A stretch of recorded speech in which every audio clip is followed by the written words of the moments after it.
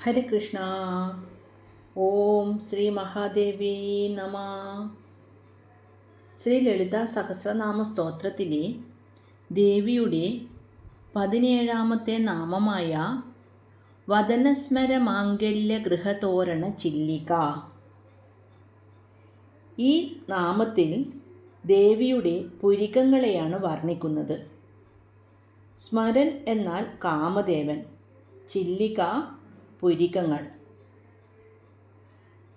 കാമദേവൻ സൗന്ദര്യത്തിൻ്റെയും പ്രേമത്തിൻ്റെയും ദേവനാണ്. ലോകത്തിലെ ഏറ്റവും മനോഹരമായ ഇടമേതാണോ അവിടെയായിരിക്കും കാമദേവൻ വസിക്കുന്നത്. ഇവിടെ ദേവിയുടെ മുഖം അത്രമേൽ സുന്ദരമായതുകൊണ്ട് അത് കാമദേവൻ്റെ മംഗളഭവനമായി കവി സങ്കല്പിക്കുന്നു.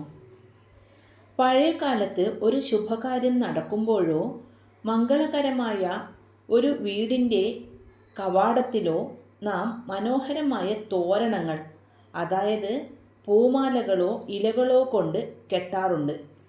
ദേവിയുടെ വില്ലുപോലെ വളഞ്ഞ പുരികങ്ങൾ കണ്ടാൽ കാമദേവൻ്റെ ആ മംഗളഭവനത്തിൻ്റെ പടിവാതിലിൽ തൂക്കിയിട്ടിരിക്കുന്ന അലങ്കാര തോരണങ്ങൾ പോലെ തോന്നുന്നു എന്നാണ് ഈ നാമത്തിൻ്റെ സാരം.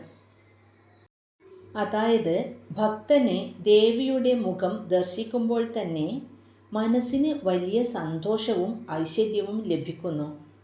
പുരികങ്ങൾ വില്ലുപോലെ ഇരിക്കുന്നത് ആയുധത്തെയല്ല, മറിച്ച് പ്രപഞ്ചത്തെ മുഴുവൻ ആകർഷിക്കുന്ന സൗന്ദര്യത്തിൻ്റെ അടയാളമായാണ് ലളിതാ സഹസ്രനാമത്തിൽ വിവരിക്കുന്നത്. ഓം ശ്രീ മഹാദേവി നമ.